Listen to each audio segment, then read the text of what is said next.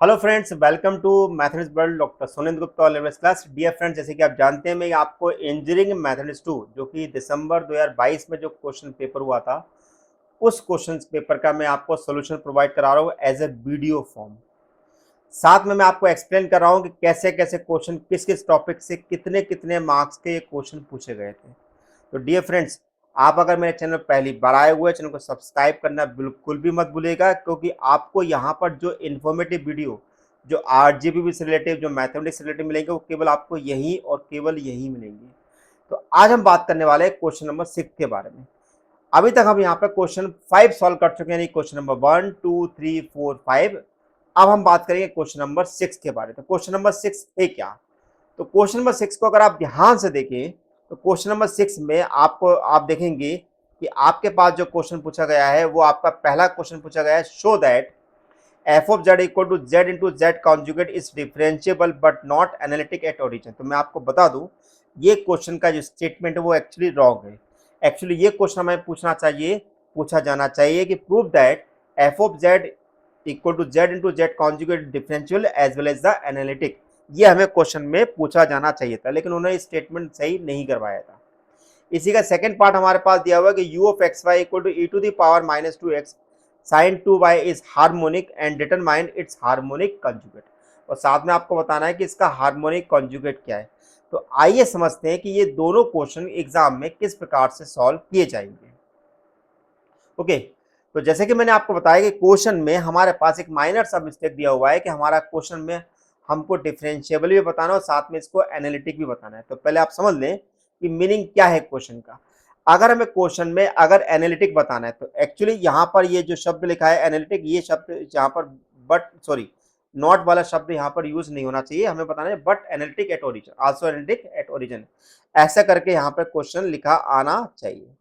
तो देखो, अगर हमें किसी भी कॉम्प्लेक्स फंक्शन को अगर हमें एनालिटिक बताना है, तो वहां पर हमें यह बताना होगा कि वो सीआर इक्वेशन को सेटिस्फाई करता है। सीआर इक्वेशन, आपके मन में सवाल उठ रहा है कि सीआर इक्वेशन किससे बोलते हैं?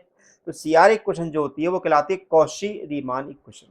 कॉशी रीमान इक्वेशन क्या होती है कि हमें प्रूफ करना पड़ेगा कि del you by del x जो होता है वो बराबर होना चाहिए del B by del y के, और del you by del y जो होना चाहिए वो बराबर होना चाहिए minus del B by del x के। इसको बोलते हैं हम सी आर इक्वेशन। क्या बोलते हैं बच्चों? C R equation. तो अब हम देख लें कि हम किस प्रकार से इसको प्रूव करेंगे। तो देखो, अगर हमारे पास F of Z equal to Z into Z conjugate दिया, तो जेड कॉन्जुगेट का मतलब होता है एक्स माइनस वाई। अगर एक्स प्लस आई वाई को अगर मैं एक्स माइनस आई वाई के साथ मल्टीप्लाई करूंगा, तो आप डेफिनेटली बताओगे सर वो x square plus y square होगा। अब एफ ऑफ जेड जो होता है वो हमारा कहलाता है यू प्लस आई बी। अगर मैं इस यू प्लस आई बी को अगर मैं इससे कंपेयर करूं, तो आप देखेंगे कि u बराबर मेरे को मिलेगा x square plus y square, v बराबर मेरे को मिलेगा 0। अब हमें करना है क्या है, क्वेश्चन में हमसे बोला गया at the origin. At the origin का मतलब क्या होता है कि अगर z का मान 0 है तो x का मान और y का मान भी 0 होगा। अब हमें सबसे पहले हम यहाँ पे बताएंगे क्या ये सी आर इक्वेशन सेटिस्फाई हो रही है कि नहीं हो रही है। तो सी आर इक्वेशन सेटिस्फाई करने के लिए हमें यहाँ पर इसको फर्स्ट डेरिवेटिव टेस्ट के थ्रू हमें यहाँ पर निकालना पड़ेगा। अब फर्स्ट डेरिवेटिव टेस्ट क्या होता है वो समझ लीजिए कि अगर मैं कहीं पर del you by del x लिख रहा हूँ, तो इसका जो फॉर्मूला होगा वो हमारा लिखाएगा this is A plus H comma 0, और यहाँ पर लिखाएगा मेरे पास है ए बी, है ना, दिस इज ये यहाँ पर बी। अब क्वेश्चन में हमें ए और बी का मान हमें दे रखा है 0, क्योंकि एक्स और वाई जब 0 दिया, इसका मतलब है कि हमें ए और बी का मान दे रखा है 0। तो हमने लिख लिया यू ऑफ 0 एच कॉमा 0 और 0 यू ऑफ 0 0। अब you of 0 H 0 plus H का मतलब है यू ऑफ एच 0 कॉमा 0, है ना। अब यू 0 0 क्यों है मेरे पास? क्योंकि अगर मैं एक्स और वाई का मान अगर मैं यहाँ रखूंगा 0, तो ऑब्वियसली वो 0 मिलेगा। अब यू ऑफ एच 0 का मतलब क्या होगा कि एक्स की जगह एच रख दूं और वाई की जगह 0 रख दूं, तो कितना मिलेगा H square upon H. H से एच कैंसिल हो गया, तो लिमिट लगाऊंगा एच टेंस टू 0, तो कितना मिल जाएगा मुझे 0, है ना। तो del you by del x हम इस प्रकार से इवेल्यूट कर सकते हैं। इसी प्रकार अगर हमें del you by del Y निकालना है, तो क्या लिखेंगे? Limit limit K tends to 0 U of A comma B plus K minus U of A B. अब ए ओ बी कितने दिए? 0 0 दे रखे हैं, तो क्या होगा यू ऑफ 0 के माइनस 0 अपॉन ऑफ के। अब देखिए, क्वेश्चन में हमारे पास x की वैल्यू दे रखी है यहाँ पर 0 और y की वैल्यू दे रखी है k, तो क्या लिखेंगे के स्क्वायर अपॉन के, यानी कि k से k कैंसिल होगा, और जैसे लिमिट k के टू 0 रखूंगा तो मेरे को 0 मिल जाएगा। अब हम बात करते हैं del B by del X की। अब del V by del X का मतलब क्या हुआ, this is B of zero H comma zero minus B of zero zero divided by H. तो B of zero B H zero minus zero. अब देखो, अब क्वेश्चन में हमें बी का मान कितना दे रखा है, जीरो, तो बी का मान दे रखा है तो ये जीरो तो वैसे ही हो गया, तो जीरो अपॉन एच करेंगे तो विद जीरो ही मिलने वाला है। इसी प्रकार del B by del Y निकाले तो limit K tends to zero, B of zero plus zero K minus B of zero zero. Again again मेरे पास बी कितना मान है, जीरो, तो जीरो अपॉन के यानी कि जीरो। यानी कि कहने का मतलब क्या है कि del you by del x जो है वो del b upon del y के बराबर है। इसी प्रकार del u upon del y जो है वो del B by del y के माइनस साइन के बराबर हम कह सकते हैं, क्योंकि सारी वैल्यू हमें जीरो मिली। तो इसका मतलब ये हो कि हमारी सी आर इक्वेशन जो है परफेक्टली सेटिस्फाई हो रही है। और अगर सी आर इक्वेशन सेटिस्फाई हो रही है इसका मतलब ये है कि हमारा फंक्शन जो है एनालिटिक। पहला पार्ट क्लियर हो गया। अब बात करते हैं सेकंड क्वेश्चन बोला कि क्या हमारा फंक्शन डिफरेंशिएबल है। आइए देखो उसको भी देखते हैं। अब देखो डिफरेंशिएबिलिटी का मतलब यहाँ पे होता है डिफरेंशिएबिलिटी। जब भी अगर हमारे पास कोई क्वेश्चन में ऐसा बोला जाता है कि बताओ कि हमारा फंक्शन डिफरेंशिएबल है किसी पॉइंट पर, तो जब भी किसी पॉइंट पर डिफरेंशिएबल की बात करेंगे तो उसकी टेस्ट ऑफ डिफरेंशिएबिलिटी के बारे में पूछा जाता है। लेकिन टेस्ट ऑफ डिफरेंशिएबिलिटी अब हम यहाँ पर टू वेरिएबल पे सॉल्व करने वाले हैं। तो कैसे सॉल्व करेंगे, एफ डैश जेड जो होता है वो कहलाता है limit z tends to zero f of z minus f of z not. Z not का मतलब यहाँ पर क्या हुआ, this is a zero zero, है ना। तो अब एफ ऑफ जेड मेरे को क्वेश्चन में क्या दिखा, जैसे x square plus y square, और एफ ऑफ जीरो कितना होगा, जीरो, तो अपॉन में जेड कितना एक्स प्लस आई। अब क्वेश्चन में हमारा डिवाइड प्रॉब्लम ये हो रही है कि लिमिट में किसके लगाऊं, कि एक्स की लिमिट लगाऊं कि वाई की लिमिट लगाऊं। तो जब भी अगर हमारे पास क्वेश्चन अगर ऐसे आते हैं तो हम जानते हैं कि जो लिमिट जो होती है हमेशा पाथ से इंडिपेंडेंट होती है। पाथ से इंडिपेंडेंट मतलब होता है वो किसी भी वेरिएबल पर डिपेंड नहीं होती। अगर आपकी लिमिट यूनिक कर रही है तो आपका वेरिएबल पाथ कुछ भी ले लो आप, आपका आंसर एक ही आएगा। तो हमारा क्वेश्चन जो है कि अगर हमारे पास पाथ हमें दिया हुआ है जेड इक्वल टू जीरो, तो चूंकि हमें एक्स इक्वल टू जीरो और वाई इक्वल टू जीरो दे रखा है तो हम कोई एक ऐसा पाथ ले लेते हैं जो इसको सेटिस्फाई करता है। जैसे कि मैंने बोला कि y equal to m x जो इस पाथ को सेटिस्फाई करेगा। क्यों, क्योंकि अगर मैं वाई का मान जीरो लूंगा तो एक्स का मान जीरो मिलेगा, अगर एक्स का मान जीरो लूंगा तो वाई इक्वल टू जीरो मिलेगा। इवन आप चाहें तो वाई इक्वल टू एक्स भी ले सकते हैं, नो प्रॉब्लम, जो भी आपको इजी लगता हो। तो मैंने बोला कि y equal to m x लिया, जैसे मैं y इक्वल टू जीरो रखूंगा तो x इक्वल टू जीरो मिलेगा। तो एफ डैश जेड मिल जाएगा मुझे X square plus M square X square upon में X plus I M X, ऊपर से एक्स कॉमन निकल कैंसिल हो जाएगा। लेकिन अब जैसे मैं लिमिट रखूंगा तो कितना मिलेगा, जीरो। यानी कि इसका मतलब ये हुआ कि मेरी लिमिट जो है वो यूनिक है, यूनिक है ये, और वो जीरो दे रही है मेरे पास से, तो यानी कि वो डिफरेंशिएबल भी होगी। यानी कि इस क्वेश्चन में मुझे डिफरेंशिएबिलिटी भी मिल रही है। तो इस प्रकार से हम ये क्वेश्चन को प्रूव कर सकते हैं। इसी का एक सेकंड क्वेश्चन हमसे पूछा गया था कि u of x zero is harmonic. देखिए अगर हमें किसी भी क्वेश्चन को अगर हार्मोनिक बताना है तो हार्मोनिक का मतलब होता है जैसे हमें u दिया है, अगर हमें u को हार्मोनिक बताना है इसका मतलब क्या है, प्रूव करना पड़ेगा जैसे del two by del x square, del two u by del y square. अगर हम ये प्रूव करने में कामयाब हो जाते हैं तो हम बोल देंगे यू हार्मोनिक है। अगर मान लो किसी क्वेश्चन में अगर बी हार्मोनिक बोल दिया है तो क्या करेंगे हम, तो हमें प्रूव करना पड़ेगा del two b by del x square plus del two b by del y square, ये प्रूफ करना पड़ेगा। तो बस करना है क्या, हमें दो बार u को, एक बार दो बार x के लिए करना, दो बार y के लिए डिफरेंशिएट कर देना है।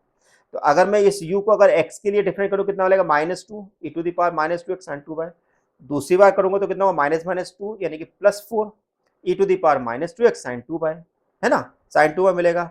इसी का del u upon del y निकालेंगे तो कितना मिलेगा, two e to the power minus two x cos two y, दूसरी बार करेंगे तो del two u by del y square minus four e to the power minus two x cos two y sine two bye.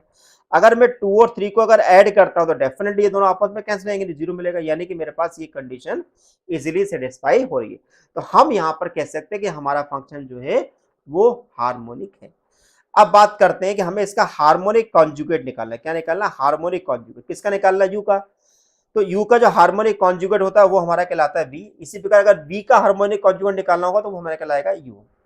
अब वो निकालते कैसे हैं तो वो देखो आप यहाँ पर, क्योंकि हमें b निकाला तो हमने बोला db को हम लिख सकते हैं del B by del x dx, del B by del y dy। कैसे लिख सकते हैं भाई, देखो सिंपल है। आपने जब जब आप कहते हैं चार पिट इक्वेशन जब सॉल्व कर रहे होंगे तो चार पिट इक्वेशन में कहीं पर आपने ऐसा कुछ लिखा होगा, dz equal to p d x और क्यू डी वाई। इसका मतलब होता है क्या बच्चों, इसका मतलब क्या होता है, this is a del z by del x into d x और del z by del y into d y. इसका मतलब ये होता है।